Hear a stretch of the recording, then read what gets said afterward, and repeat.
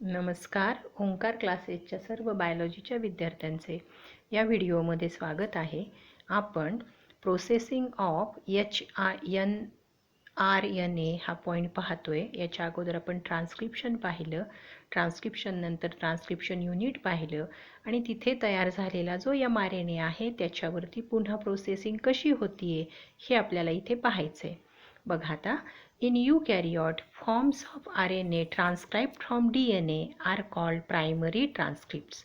म्हणजे युकॅरियोटमध्ये ज्यावेळेला RNA transcribe होतो तो सुरुवातीला जो असतो तो प्रायमरी स्वरूपात असतो, त्याला प्रायमरी ट्रान्स्क्रिप्ट असं म्हटलंय. Such a transcript undergo changes called processing or maturation. आणि हा तयार झालेला mRNA वरती काहीतरी प्रोसेस करावी लागते, त्यालाच प्रोसेसिंग असं म्हणायचं किंवा मॅच्युरेशन म्हणायचं. बिफोर बिकमिंग फंक्शनल, म्हणजे तो फंक्शनल होण्यापूर्वी, तो कामाला सुरुवात करण्यापूर्वी त्याच्यावर प्रोसेस करणं गरजेचं असतं. Primary transcript is non functional and contain both exons and introns. Primary transcript जो असतो तो नॉन फंक्शनल असतो आणि त्याच्यामध्ये दोन्हीही एंटरॉन्स आणि एक्झॉन्स असतात. ड्युरिंग प्रोसेसिंग, आता प्रोसेसिंगच्या वेळेला काय केलं जातं? Only introns are removed by process of splicing. आता ही डेफिनेशन तुम्ही लक्षात ठेवायची. 3 डेफिनेशन आपल्याला इथं शिकायच्या. त्यातली पहिली डेफिनेशन आहे स्प्लायसिंग. स्प्लायसिंग करण्याच्या वेळेला काय होतं? During the process only introns are removed by the process called splicing.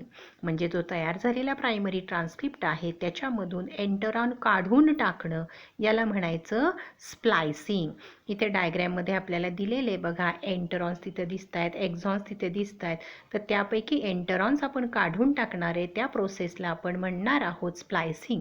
ही पहिली डेफिनेशन लक्षात ठेवायची. दुसरी आपल्याला डेफिनेशन तिथं शिकायची आहे कॅपिंग. आणि तिसरी डेफिनेशन आपल्याला शिकायची आहे टेलिंग. पहिल्यांदा तुम्ही स्प्लायसिंगला स्टार्ट करून ठेवा, नंतर पुढच्या 2 डेफिनेशन्स आपण बघू. Transcription and processing of HRNA to mRNA in eukaryotes, त्याची ही डायग्रॅम आहे. कॅपिंग दाखवलंय, स्प्लायसिंग दाखवलंय आणि टेलिंग दाखवलेलं आहे. आता इथं स्क्वेअर ब्रॅकेटमध्ये काय दिले ते आपण जरा बघूयात. ऑलवेज रिमेंबरमध्ये types of RNA and process of transcription. In bacteria there are 3 types of RNAs. पहिला प्रकार आहे mRNA provides the encoded message. हा पहिला mRNA. दुसरा tRNA असतो, तो काय करतो? अमिनो ॲसिड्स घेऊन येतो, bring specific amino acid to the site of translation. आणि rRNA आहे plays role in providing binding site. म्हणजे ॲक्च्युली rRNAच्या मदतीनं रायबोसोमच्या ठिकाणी प्रोटीन तयार होतं to mRNA.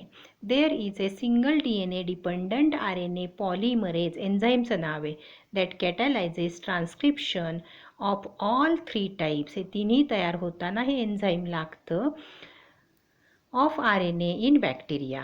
In RNA polymerase binds to promoter and initiate transcription. ट्रान्स्क्रिप्शनला सुरुवात होते, इनिशिएशन होतं. या पद्धतीनं इथे आपण फक्त पहिल्यांदा स्प्लायसिंग म्हणजे काय पाहिलं. आता पुढचे डेफिनेशन्स आपल्याला बघायच्यात. Exons are joined in a definite sequence. Exon जे आहे ते डेफिनेट सिक्वेन्समध्ये जॉईन केले जातात by DNA ligase enzyme. DNA ligase एन्झाईमच्या मदतीनं. Heterogeneous nuclear RNA undergo the process of capping and tailing. म्हणजे हा जो तयार झालेला mRNA आहे त्याचं पुन्हा कॅपिंग आणि टेलिंग होणार आहे. आता कॅपिंगमध्ये काय होतं डेफिनेशनसाठी लक्षात घ्या. In capping methylated guanosine triphosphate is added to 5' end of HNRNA. कॅपिंगमध्ये काय होतं? मिथायलेटेड गॉनोसिन ट्रायफॉस्फेटचा मॉलिक्यूल 5' एंडला ॲड केला जातो. हे तुम्ही लक्षात ठेवायचे, कॅपिंगची डेफिनेशन. आता तिसरी डेफिनेशन मी म्हटलं होतं in tailing. Polyadenylation take place at 3' end. 3' एंडला पॉलीॲडिनिलेशन घडून येतं. It is the fully processed HNRNA now called mRNA. म्हणजे ह्या तिन्ही प्रोसेस झाल्यानंतर तो HNRNA प्रोसेस्ड तयार होतो किंवा मॅच्युअर तयार होतो, त्याला mRNA म्हणायचं. for translation of mRNA is transported out of the nucleus through nuclear pore. आणि असा तयार झालेला mRNA मग न्यूक्लिअर पोरमधून न्यूक्लियसमधून बाहेर येतो. आता नंतरचा पॉईंट आहे जेनेटिक कोड. आता जेनेटिक कोड म्हणजे काय? कोड वर्ड, सांकेतिक भाषा असं त्याला म्हणतात. आपल्याही काही सांकेतिक भाषा ठरलेल्या असतात. म्हणजे उदाहरणार्थ तुम्ही घरातून निघालाय, क्लासवरती पोहोचल्यानंतर आई तुम्हाला सांगते क्लासवर पोहोचल्यानंतर मला एक मिस कॉल दे. आता प्रत्येक वेळेला फोन करायची गरज नसते. म्हणजे मिस कॉल देणं याचा अर्थ काय? आम्ही क्लासवर पोहोचलो. हा आपण जो सांकेतिक शब्द वापरला किंवा काहीतरी लँग्वेज वापरली, सांकेतिक भाषा वापरली, तशी जेनेटिक्समध्ये आपल्याला जेनेटिक कोडमध्ये शिकायची आहे. It is already known that DNA is a master molecule of cell. हा DNA मास्टर मॉलिक्यूल आहे सेलचा. दॅट इनिशिएट म्हणजे सुरुवात करतो, गाईड करतो, रेग्युलेट करतो and control the process of protein synthesis. म्हणजे प्रोटीन सिंथिसिसवर त्याचं सर्वस्वी वर्चस्व असतं. To perform this complicated function, हे सगळी फंक्शन परफॉर्म करण्यासाठी it must carry the requisite information for the synthesis of protein. त्यांनी इन्फॉर्मेशन काय केली पाहिजे? कॅरी केली पाहिजे. Obviously this information has to be verily located in DNA itself. DNA मध्ये ही माहिती वेगवेगळ्या ठिकाणी लोकेट केलेली आहे. The site for storing this information lies in sequence of nucleotides. मग आता ही माहिती कुठे साठवलेली आहे? तर जो नायट्रोजन बेसचा सिक्वेन्स आहे त्याच्यामध्ये ही साठवलेली आहे. ॲज इव्हिडन्स्ड बाय सायंटिस्टचं नाव आहे बघा थोडंसं वेगळं, यानाफोस्की अँड साराभाई. अबाउट, आता पुढचा point, 20 different amino acids are involved in the process of synthesis of proteins. Protein सिंथिसिससाठी 20 अमिनो ॲसिड्स वापरले जातात. DNA molecule has 4 types of nitrogen bases to identify these 20 different types of amino acid. DNA मध्ये 4 प्रकारच्या वेगवेगळ्या nitrogen base असतात की ज्या 20 different amino ॲसिडला recognise करू शकतात, ओळखू शकतात. Question arises then how it is possible that 20 types of amino acids are encoded by 4 types of nitrogen bases. मग इथे प्रश्न असा निर्माण होतो, अमिनो ॲसिड्स आहेत 20 प्रकारचे, नायट्रोजन बेसेस मात्र आहेत फक्त 4. मग ह्या 4 20ला कशा काय कोड करू शकतील? आता पुढचा पॉईंट आहे बघा, according to FHC Crick this information is stored in the form of coded language. मग ही इन्फॉर्मेशन कोडेड लँग्वेजमध्ये साठवलेली असते, त्यालाच आपण क्रिप्टोग्राम म्हणतो किंवा त्यालाच आपण जेनेटिक कोड म्हणणार आहे, सांकेतिक भाषा म्हणणार आहे. दॅट कंटेन कोडवर्ड्स, आणि त्याच्यामध्ये कोडवर्ड्स असतात. ईच वन स्पेसिफाईंग, आणि प्रत्येक काय स्पेसिफाय करतो? रिप्रेझेंट करतो स्पेसिफिक ॲमिनो ॲसिड. याचाच अर्थ ठराविक कोडॉन हा ठराविक ॲमिनो ॲसिडला स्पेसिफाय करतो, आयडेंटिफाय करतो, रेकग्नाइज करतो, ओळखतो. Genetic code therefore is a collection of, आता जेनेटिक कोडची डेफिनेशन आहे, collection of base sequence that correspond to each amino acid. बेसचा अशा प्रकारचा सिक्वेन्स आहे की जो एखाद्या ॲमिनो ॲसिडशी संबंधित असतो. असा जो सिक्वेन्स आहे त्याला आपण जेनेटिक कोड म्हणणार आहे. इथं जेनेटिक कोडची डेफिनेशन लक्षात घ्या. Genetic code is the collection of base sequence that correspond to each amino acid. A single nitrogen base in a codon, एक सिंगल नायट्रोजन बेस आपण कोडॉनमधली घेतली, त्याला आपण सिंगलेट म्हणजे एकाचाच कोडॉन तयार केला. Will encode for only 4 different types of amino acid. म्हणजे एकेकाचं जर आपण कोड केले तर 4 नायट्रोजन बेस 4 ॲमिनो ॲसिडला काय करू शकतील? कोड करू शकतील. A combination of 2 nitrogen bases म्हणजे 2-2चा एक गट आपण निर्माण केला तर will specify only 16 different types of amino acid.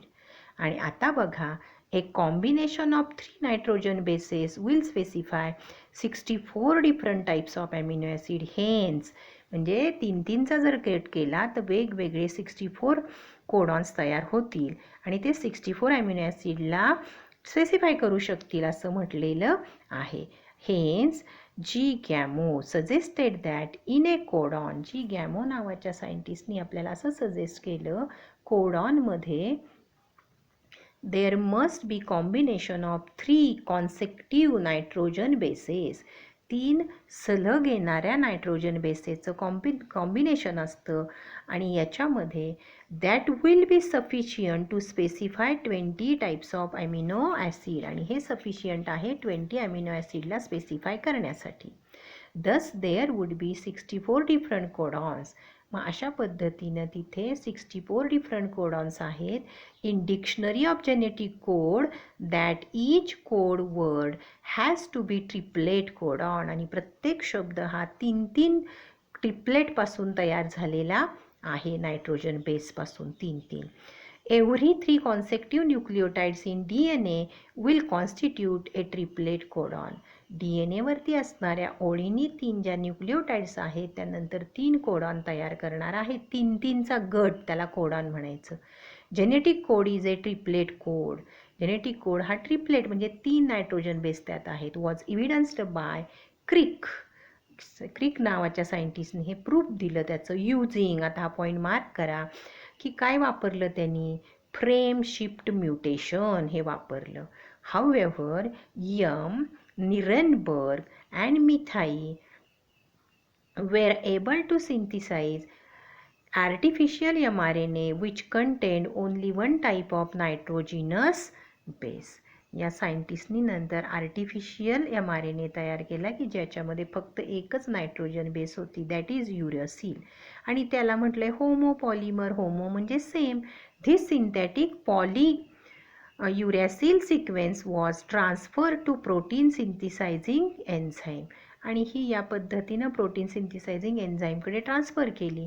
A small polypeptide molecule was produce. तिथे तयार केला एक पॉलिपेप्टाइडचा molecule by linking of phenylalanine molecule. तिथे फिनाइल ॲनिलीन मॉलिक्यूल लिंक झाला.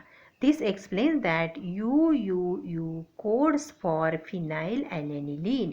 मग एकच आपण वापरलं होतं त्याचे 3 एकत्र आले UUU म्हणजे काय तयार होईल, कुठला अमिनो ॲसिड होईल, phenyl ॲनिलीन.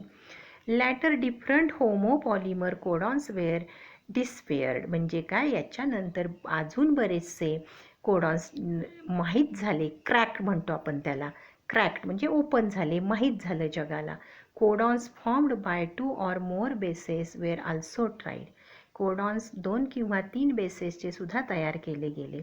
Doctor Hargobind Khorana he devised a technique for artificially synthesizing mRNA with repeated sequence of known nucleotide. त्यांनी आर्टिफिशियली mRNA तयार केला की ज्याच्यावरती रिपीटेड सिक्वेन्स होता नोन न्यूक्लिओटाइडचा. By using synthetic DNA synthetic वापरला. Doctor Khurana prepared chain of polyribonucleotide with known repeated sequence of 2 or 3 nucleotide. 2 किंवा 3 न्यूक्लिओटाइडचा त्यांनी वापर केला. कुठले आहेत बघा, CUC, UCU, CUC, UCU म्हणजे 3 न्यूक्लिओटाइड वापरलेत. UC आणि UCC. बघा आता इथे 2च त्यांनी वापरलेले आहेत न्यूक्लिओटाइड, सायटोसिन आणि युरॅसिल. आणि त्याचे 3चे गट कसे तयार केले हे बघा. 2 घेतलेत आणि त्याचा 3चा गट तयार केलाय. This resulted in formation of polypeptide chain having 2 different amino acids placed alternately. आणि असं केल्यानंतर 2 अमिनो ॲसिड अल्टरनेटली प्लेस झालेली पॉलिपेप्टाइड चेन बघायला मिळाली. त्याच्यामध्ये ल्युसीन आणि सिराईन नावाची अमिनो ॲसिड्स होती. Similarly polynucleotide chain with 3 nitrogen bases repeats gave polypeptide chain with only 1 amino acid. इथं एकच अमिनो ॲसिड रिपीट मिळालं की ज्या कोडमध्ये आपण CUA असा नायट्रोजन बेसचा क्रम ठेवला होता आणि ते होतं leucine. Later Severo Ochoa establish that enzyme polynucleotide phosphorylase was also helpful in polymerising RNA with defined sequence in a template independent manner, that is enzymatic synthesis of RNA. Finally, Nirenberg, Mithai and Ochoa despaired म्हणजे cracked all 64 codons in dictionary of genetic code. आणि genetic कोडमध्ये डिक्शनरीमध्ये आपल्याला हे 64 codons त्यांनी तयार करून दिलेले आहेत. आपल्या जे 3 नायट्रोजन बेस आहेत ते फर्स्ट पोझिशन, सेकंड पोझिशन आणि थर्ड पोझिशनला एकत्र मांडली आहे आणि त्या पद्धतीनं नायट्रोजन बेसेस कोडॉन तयार कसे झाले हे या चार्टमध्ये दिलेलं आहे. During replication and transcription, a nucleic acid is copied to form another nucleic acid. These two processes are based on complementary principle. During translation, genetic information is transferred from polymer of nucleotide to polymer of amino acid. Here, complementary principle does not exist. It is evident that change in nucleic acid result in change in amino acid protein. This clearly explains genetic code directs the sequence of amino acid during synthesis of proteins. या पद्धतीनं आपण हा point पूर्ण केला. याच्यानंतरचा point आपण पुढच्या लेक्चरला बघू. Thank you.